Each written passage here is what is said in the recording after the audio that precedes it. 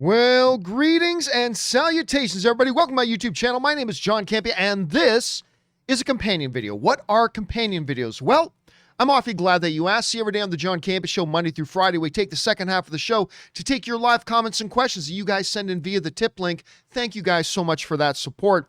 But we usually don't have enough time to get around to all the live questions that get sent in. But I want to make sure those questions get answered as quickly as possible, so we gather them up and we address them here on companion videos. Now, this companion video is being recorded on Monday, May the 3rd. Funny thing, some of you who are around the YouTube channel might notice this. We actually tried to do this companion video live. I was getting ready to record it, and I just thought, last second, hey, why don't we make this a live event? So we tried to do it live, but we kept getting this error message. Let me bring this up. We kept getting this error message from YouTube saying live streaming isn't available right now. And it stayed on that error message for like 20 minutes. We eventually had to cancel the stream, and I got on with YouTube support, and the tech guy who I was talking with said they can't figure out the problem. They know there's a problem. Everything is right on my end, they said, but they can't figure it out. So they had to elevate it to the next level of tech above them, I guess, but they can't get back to me for a few hours. So here we are, just recording it and going the normal way of doing companion video. None of you care about all that information. I just felt like venting, and you are my virtual therapists right now. So I just thought I'd let you know about that. Okay, guys, with all that done out of the way, let's get into getting caught up on your live comments and questions, shall we? And we're going to start getting caught up here with Aaron E., who writes, "Hey, John, I loved Invincible, but I really think the show should have been rated NC-17. I know it was animated, but that train scene in the finale, along with what happened to Red Rush, had me nauseous. I haven't felt that way since we saw movies. Thoughts?" I disagree completely.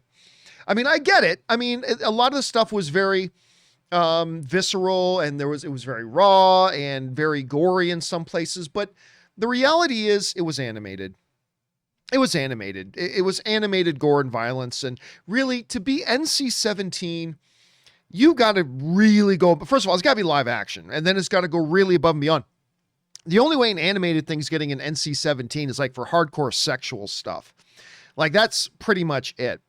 And maybe if Invincible was live action and had that level of gore, even then I'm not sure it gets an NC-17.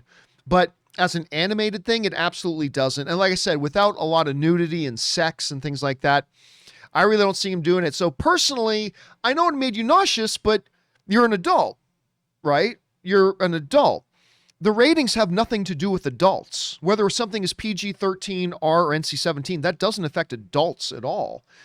It's only about whether kids can watch it. And by the way, this is a television show. There is no NC-17 rating for television shows. Right? It can be TV mature. It can be called TVM, like TV mature, but there is no NC-17 R whatever for TV. That's for movies and the Motion Picture Association of America to do. It's not a television thing. And the only thing it does even for movies is it just movie theaters voluntarily follow the rating system, but it's a voluntary thing. They don't have to if they don't want to, but they all do. And the only difference between R and NC-17 is that in an R-rated movie, if you're under 18, you have to be accompanied by an adult. NC-17 means the theaters won't even let you in, even if you are with one of your parents. But that's why most movie theaters won't carry NC-17. But again, this is completely separate because it's a TV show. There is no such thing as NC-17 for TV. So there's that. Keep that in mind. All right. But even if it was a movie, I don't think it would be NC-17. I really don't. All right, next up.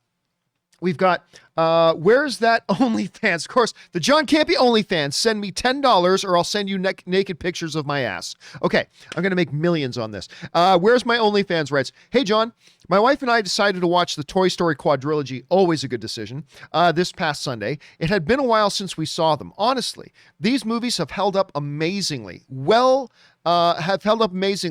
but damn it, I can't believe I began crying like a baby during each one of these. Also, you were there for Andy all the way, and then you got a second chance with Bonnie. Tell me it was as beautiful as it sounds."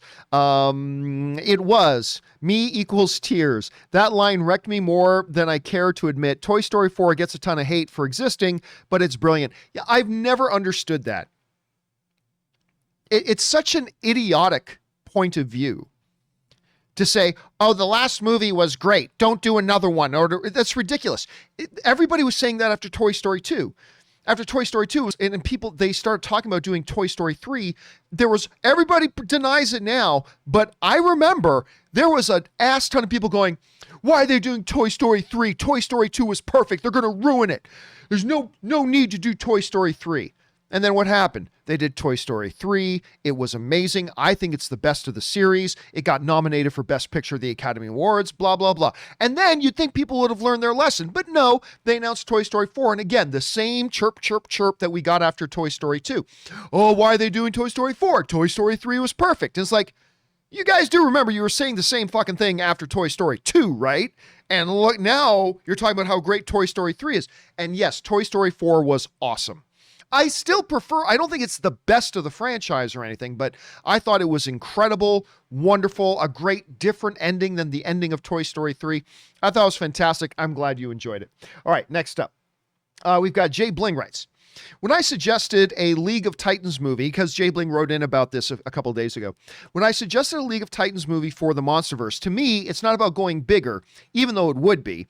It's about what they haven't done yet, because you've also said the Monsterverse shouldn't turn into a monster of the week. Well, yeah, you don't want Godzilla versus Mothra, Godzilla versus Mechagodzilla, Godzilla versus, whatever monster of the week. You do have to mix that up a little bit. Like you're right. They have to mix it up a little bit. And I do feel they need to tell good stories with stronger human characters, which is why I suggested they should do a new solo Godzilla movie. First, that aims to fix that issue, particularly since it's been a bigger issue with Godzilla than Kong. Yeah, but that can change in any given way. Look, the only thing I was saying, Jay Bling, was that because there are some people that say, well, when you do the next movie, you got to go bigger. No, you can go smaller as long as you tell a great movie. As long as you tell a great story and make a wonderful movie that's great for us to watch, it can be about a mad titan trying to wipe out half life in the universe, or it can be about an ex-con trying to get his life back together and save his family in Ant-Man, right? You don't have to go bigger in order to be great. And so I agree with you. Like, listen, you don't do bigger just for the sake of being bigger. Well, we did Godzilla versus Kong. Now we have to do Godzilla versus Kong versus this versus that versus the other thing versus Giant Woman versus, like, bigger is not necessarily the answer. It's not a bad thing. It's not a bad thing in and of itself, but it's not necessarily the answer. So I agree with what you're saying. They absolutely have to fix how they do their human characters. There's no doubt about that, Jay Bling. I think everybody agrees with that. So I'm right there with you on that. All right, next up. Shekel Money writes, hey, John, big fan. Thank you so much.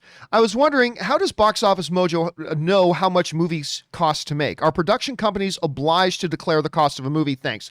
No, they're not officially obliged, but I think there's inside industry sources where they do report what they're spending on the movie and stuff like that. But no, there's no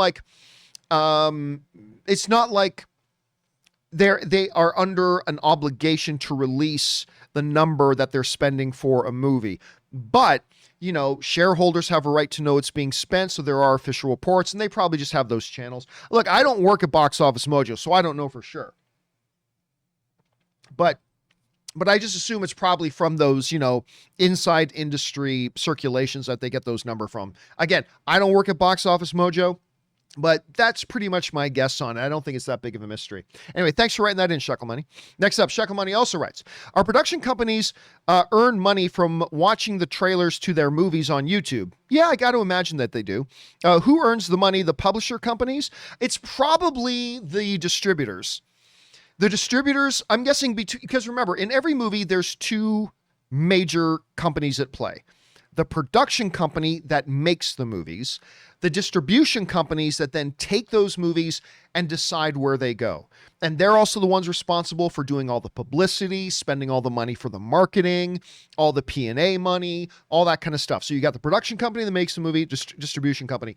I believe any money that's generated on YouTube for trailers is probably somewhere, it's probably belongs with the distribution companies.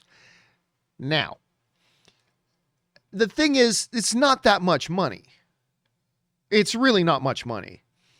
The average, movie trailer will get, I don't know, like a big movie trailer, I get like 10 million views or whatever, right? you got to remember, YouTube economy is actually fairly small. You on average get about $1,500 for every million views. So for every million views a channel gets, you will roughly get about $1,500. Some will be a bit higher, some might be a little bit lower, but it works out around, spitballing around $1,500.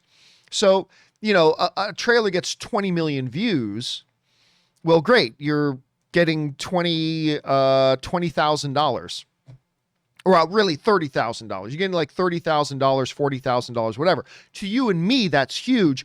To one of these big Hollywood companies, that's what they're going to spend just on, flying their star out to a press conference or whatever. So, yeah, there is money being made, but by Hollywood's, standards, it's really just a drop in the bucket. It's really not much. All right, next up. Christian Corbett writes, "Hey, John, I love the show. Thank you so much. Longtime fan. I was wondering what you thought was better decade for film, the 2000s or 2010s. I couldn't answer that question off the top of my head, Christian. I don't know. I would have to sit down and do a full analysis of the decade of the 2000s, what movies there were, and not just the top 5 or 6, but like the 50 top movies of the decades and really break that on down. And that's not information I carry around off the top of my head. So I don't really have an answer for that. It's a totally fair question, and I invite everybody to discuss and debate it down in the comment section, but it's not an answer that's not something I just walk around with in the top of my head. So I can't, I'm going to have to do a push on this. I can't give it an answer to that one, unfortunately, but thanks for asking, man. All right. Proud Monkeys fan writes, hey, with the monkeys. Anyway, hey, John and Co. As I understand it, usually when an actor signs with Marvel, it's for a certain number of films. Yes. If they do a series for Disney Plus, does it count as one film towards fulfilling that contract? Just wondering. It's a great question. Now, here's the thing. So now what Marvel doesn't want to have happen anymore, because Marvel knows when they make their movies, they're making franchises, right? So what they don't want to have happen is make one movie with an actor, and they negotiate a salary for the actor, and the movie turns out fairly successful, and they're going to do another one, and now the actor wants 10 times the amount of money. Well, Marvel's screwed. The actor has all the power, because if they want to do another one of those movies, I mean, they can recast, but, the best thing to do is bring back the original actor, and Marvel doesn't like to break the bank on doing that, and rightfully so. Actors shouldn't make $20 million a movie. I'm sorry, they shouldn't. Anyway, they're not even the ones who write the movies or write the scripts or come up with it or finance the movies or anything. They should not get paid $20 million for 4 months of work. Anyway, that's a whole nother side argument from me. But what they do is, so now when you sign up and they say, okay, kid, you get to play Kamala Khan in the new Ms. Marvel. Congratulations. But you got to sign a commitment for a minimum of 5 films. Because they don't want to have to deal with her and coming up with a new salary for her, the second film, and then have to go through some big public battle. 5 film minimum deal. If you want to be Ms. Marvel, sign it. If not, we'll move on. That's why Joaquin Phoenix didn't want to play Doctor Strange. He just did not want to sign a multi-film contract. And so Marvel said, well, we would love to have you as Doctor Strange, but if we can't get a commitment out of you, then we're going to move on to somebody else. And they ended up with Benedict Cumberbatch, who was willing to sign a multi-film deal, and that's worked out great because he's fantastic in the role. What it does not mean, though, is it does not mean that Marvel is obligated to use you in 5 films. Even if you sign a 5-film deal, all that means is 5 times that they want you to come in and appear as that character, you are obligated to appear. But it does not mean that they are obligated to put you in those movies. A great example of that is Terrence Howard, who was Rhodey in Iron Man, and then they decided to swap out and go with Don Cheadle in Iron Man 2. They can do that. Doesn't matter what the contract says. Now, as far as how this pertains to television is a completely different agreement you have to make. So let's say that Chris Hemsworth just signed a new 10-film deal with the MCU. The MCU can't come to him and say, hey, by the way, we want to use up one of those films in the deal for you to be in a Thor, Conquest of the Galaxy Disney Plus series. They can't do that. Anything you do for television is a totally separate agreement that has to be signed. So signing a 5-film deal does not obligate you to appear in a television show. It's one of the big reasons why Justice League that went on HBO Max, which was originally planned to be a 4-part series, they couldn't reach agreements with all the talent because it meant an entirely new set of agreements had to be reached. They couldn't do it, so they just released it as a movie. If you're going to do a TV show, so the answer to your question is no. It does not count towards doing a Disney Plus series. That has to be completely negotiated from scratch as a completely separate deal. Anyway, great question, Proud Monkeys. All right, next up, we got Godzilla's Wife. I like that name. Godzilla's Wife writes, one of two. I think part of the reason why this Demon Slayer movie is so good, which I don't know if it's any good, I haven't seen it, is because it is canon. Something can be canon and be completely crap. Just keep that in mind. It doesn't like other manga movie. After you watch, you can just tell yourself it doesn't matter at all. I watched it with my friend who didn't watch the show, but she still enjoy it very much and cry. The animation and action is stunning. It just became the #1 box office film of 2020, surpassing Mortal Kombat in the US. Can't wait to watch season 2 come out this year. This is a good time to be a fan. Rob should go watch it. Love your show. Well, thank you so much, man. And again, I don't have any interest in it. I've been told by several people, because I almost went to go see it. And then I watched the trailer and I thought, well, I didn't think the trailer was good at all. Anyway, so I lost my interest in seeing it. Then I had a bunch of you guys telling me that you really have to watch the show in order to even understand what's going on. Well, I'm not about to commit 10 hours watching a show I'm not interested in just so I can go see a movie I'm not interested in. But I'm super thrilled for the people who do like Demon Slayer. They get to have a big screen experience with it. It's fantastic that they get to have that. Wonderful. It's not for me. I was right ready. I was on AMC's website. I was getting ready to get mine and Ann's tickets for it. And then Ann said, well, there's the trailer. Let's watch it. Watch the trailer. And I shut the page down. I didn't want to watch the movie after that. But I'm super thrilled for people who are into it and they get to enjoy it. All right, next up. The Canadian kid, The Canadian kid CJ writes, after watching for almost 10 years, I finally send in a message. Well, thank you for sending in a message, and thank you for watching for nearly 10 years, man. I appreciate that. I finally sent in a message. I first came across your video completely disagreeing with your opinion. That's great. It's good to agree. It's good to disagree. That's the fun in being film fans together. Anyway, however, thanks to you, I've learned that people I don't share an opinion with can still be pretty awesome. # filthy for life. And again, Canadian kid also writes, I always like to leave my narrative expectations of a movie at the door. Just tell me a good story. But if Doctor Strange 2 doesn't explain where the hell he was during WandaVision, then I'm punching fools. Loki's made a second New York trip and it was portaled up ASAP. Yeah, listen, I'm going to disagree with you completely. You don't have to explain where Doctor Strange was any more than they have to explain where was Ant-Man, any more than they have to explain where was Falcon the Winter Soldier when a problem with a fellow Avenger was going on, any more than you have to explain anything. And remember, generally speaking, the sorcerers don't concern themselves with terrestrial issues all that much. And yes, Wanda is a magic user. That's still not really their concern. Not to mention, don't forget, the events of WandaVision don't take place over the course of 3 months. It happens over the course of a couple of days. Doctor Strange may not be. And again, this goes to my big frustration with fellow film fans over anything that's shared cinematic universe. Every time there's a movie or a situation, why didn't all the other Avengers come? Because it's not their show or it's not their movie. That's why. Let them tell individual stories. Every time there's a problem, Doctor Strange doesn't need to show up. He doesn't need to show up. I mean, why didn't he show up in Falcon and the Winter Soldier? He's in New York. This big problem was going on in New York. How come Spider-Man didn't show up? You know why? Because it's not called Falcon and the Winter Soldier and Doctor Strange and Spider-Man. It was called Falcon and the Winter Soldier. It's their show. It's their story. So why didn't Falcon call Doctor? You know what? We just need to accept that as fans of cinematic universe stuff, that they need to tell individual chapters and they need to tell individual stories and they need to focus on other characters from time to time. So no, not every movie is going to be the Avengers, 4.1. And the next thing is actually going to be Avengers 4.2. And because otherwise that's what every single one of these shows and every single one of these movies is going to turn out. And I can already hear it. She-Hulk's going to come out And people are going to go, why didn't Spider-Man come help? Why? I mean, it's because it's not called She-Hulk and Spider-Man, right? So no, they absolutely do not need to answer where was Doctor Strange. He could have been doing a million other things. He could have been doing a million other things.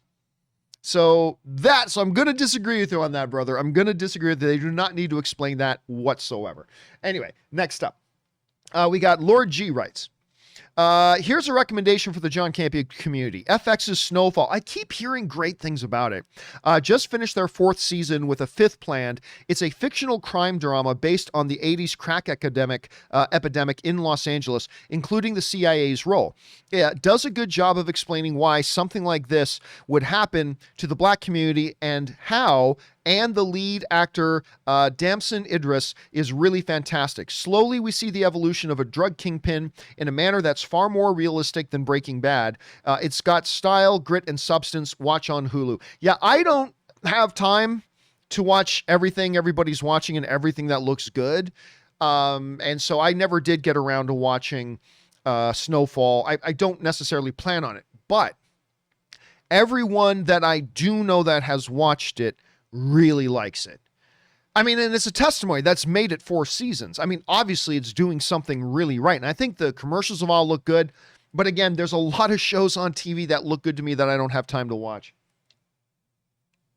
And I have so many things lined up in my queue that I got to get to. So I don't know when I'm going to be able to get around to it. It'll probably be a couple of years before I do. But again, I've heard nothing but good things about it.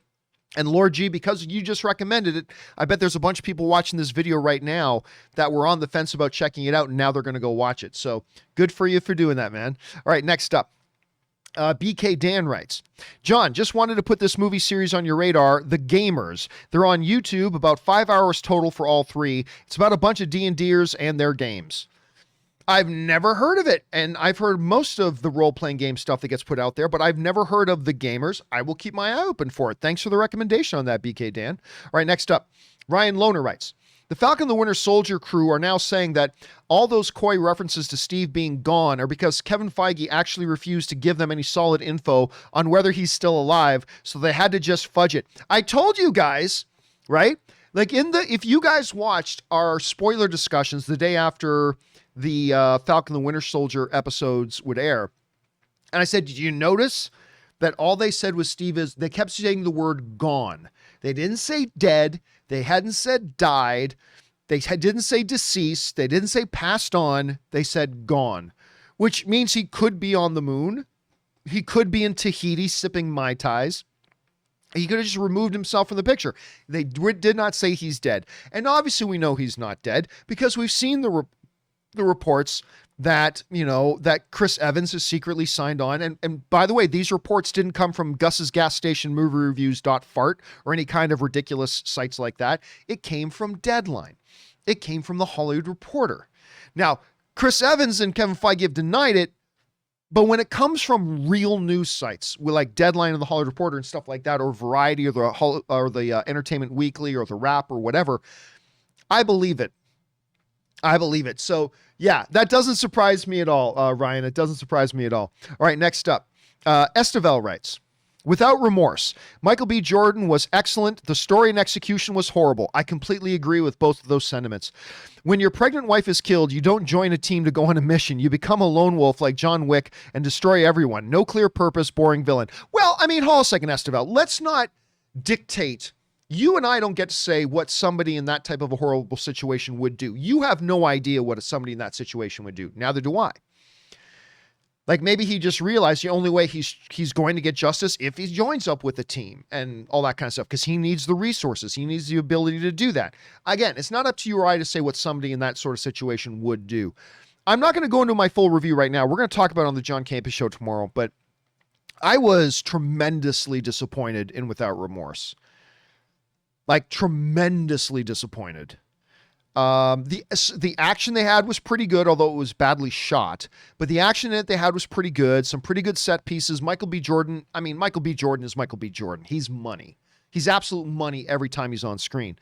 But yeah, the story was gibberish.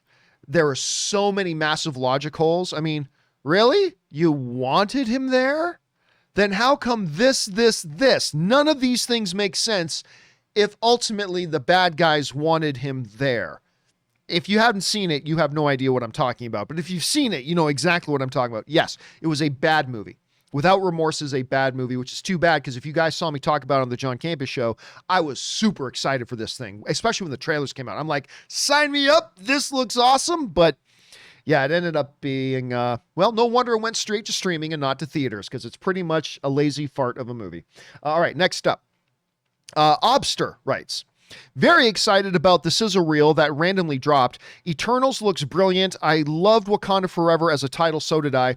And Guardians of the Galaxy Volume 3 is finally tangible. The Marvels is a dreadful name, but whatever. It's just a title. I don't agree. I think when we heard a while ago that Ms. Marvel is going to appear in Captain Marvel 2, I think calling it especially since Ms. Marvel is going to have her own Disney Plus show. This is a new prime character. And so there's got to be some reference. Like even whether you called it Captain Marvel 2, The Rise of Ms. Marvel, or whether you call it something else, I think calling it The Marvels and having it all in Captain Marvel's font, except for the S on the end being the logo of Ms. Marvel. I think this is actually a really good title. But I agree. Titles are nothing more but marketing material. Titles don't make a movie any better or any worse. That doesn't mean there aren't good titles and bad titles, but they're good or bad depending on how well they market the film. And personally, I think this is a really clever way to market it. Call it The Marvels, all in Captain Marvel's font, except for that one little S on the end. That's the Ms. Marvel symbol. I thought it was really good. Not as good as Wakanda Forever, granted, but I thought it was really good. So I personally enjoyed that, Officer. I really did. All right, anyway, next up. Raymond Verada writes, the new Marvel announcements were great. With the Nomadland win, Marvel rides the Oscar wave with teaser images from Eternals. Black Panther, Wakanda Forever, and the Marvels, Captain Marvel and Photon, and Ms. Marvel, look like ensemble stories. Last thing, it's all Mephisto. Yeah, it's all Mephisto. Which brings up a great question. Like, out of all the great things we saw in that little 3 to 4 minute video they put out, like how much could they pack into one video? But, well, the best thing about the video to me was the Stan Lee speech about the importance and the greatness of going to the movies, of going to be around other people and watching these stories. And they show a little clip from the theater from Endgame. And he talks about that guy next to you, that's your brother. That woman sitting over there, that's your sister. We are all part of one universe. And there's nothing I love more than being around people and talking about the greatness of going to the movies. But I would kind of say that maybe my favorite part, and maybe the most telling, going along with what you're saying, Raymond, about the announcement, the video this morning, was probably the Eternals. Because I'll tell you what, if Chloe Zhao didn't win Best Picture and Best Director at the Academy Awards, I think they might have just flashed up the title card like they did for most of them. Like most of the upcoming movies, they just flashed the title card, right? For most of the upcoming movies. But for Eternals, like they didn't show us, they didn't flash any footage from Spider-Man No Way Home, even though that movie comes out before Eternals. No, that comes out after. That comes out after. I take that back. But I think Eternals is coming late enough that I bet they probably wouldn't have even shown anything, except for the fact that, you know, they're going to ride this momentum right now. Again, you guys know, I have been told by someone inside that they believe, now this is just one person's opinion, but still, that they believe Eternals is the best movie they've ever made over there. They think it's the best movie Marvel's ever made. Now, again, I always say this whenever I bring that up. That is only one person's opinion. I haven't seen Eternals, so I don't have an opinion. And maybe I'll agree with this person's opinion, maybe I won't. But we've heard other people report as well that the execs at Marvel are floored with what they've seen in Eternals. They're floored by it. And now with Chloe winning Best Director, and she is the reigning, defending, undisputed Best Director in the world, at least for this year, and she just won Best Picture. They're going to really start to roll with that. And I think we're going to see a lot more promotion of Eternals based on that moving forward. So I got to say, for me, I think probably the most exciting thing seeing out of that thing was the first bit of footage from Eternals. And of course, that one shot, man, we showed it on the John Campea Show earlier today, but that one shot of Angelina Jolie with the sword, with that was transparent in some areas with the gold engraving. Oh my God, that looked awesome.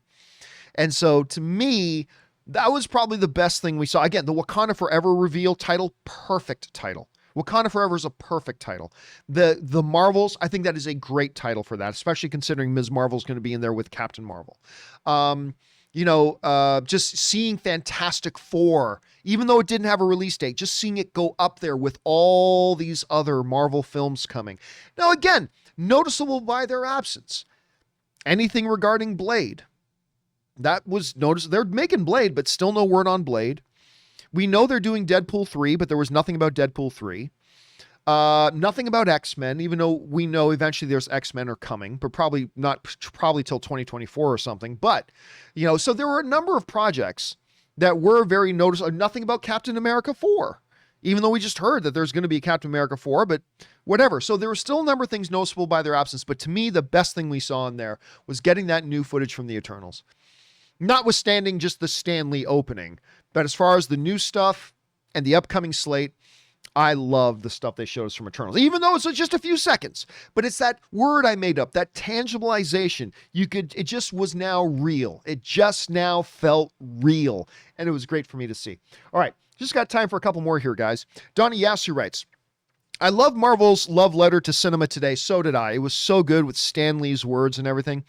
We have 4 MCU movies this year, next year, and possibly in 2023. It feels like a superhero landing to save movie theaters. Well, don't forget, not only do we have a bunch of MCU movies this year, and then a bunch of MCU movies next year, we've also got a bunch of DC movies coming next year too. And some of them very excited, particularly Matt Reeves' Batman, right?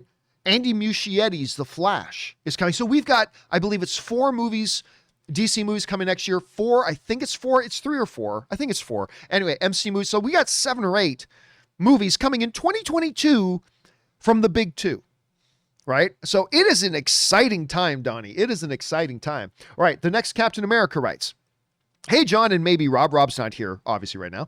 My question is Loki. Can't wait for the show, but my question is, do you think he will be in Thor 4? Them two together are so great. I'm hoping so. I hope so. I hope so. Now, look, I'll tell you right now, I cannot remember off the top of my head. And by the way, as of this recording, there was just a new little promo spot was just aired for the Loki series. We'll probably talk about it tomorrow on the John Campea Show, but they just dropped a new little Loki promo spot that was aired during an NBA game. And we'll talk about that tomorrow. I cannot remember off the top of my head. I'm sure many of you guys know, but I can't remember off the top of my head if Thor Love and Thunder was supposed to come out before the Loki series or not. So for now, I'm going to assume Loki was supposed to come out first, and then anyway. So obviously it'll all depend on how this Loki series goes. If I had to give an over-under line, I would guess 30% chance, 33%. So I'll say 1/3, a 1 in 3 chance that Loki appears in Thor Love and Thunder. Because you're right. Tom Hiddleston and Chris Hemsworth together on screen are awesome. Now, you don't want to always do the same things, but I think there's a solid 30% chance that we get Loki in Thor Love and Thunder. We'll find out. We will find out.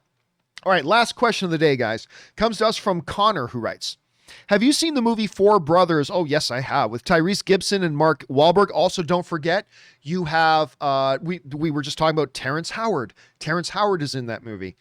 One of my favorite actors in the world right now, most underrated actor in the world, Chiwetel Ejiofor. That guy will have Oscars on his mantle before it's all said and done. He was in that, he's in obviously Mordo and Doctor Strange is going to be in Doctor Strange Multiverse of Madness too.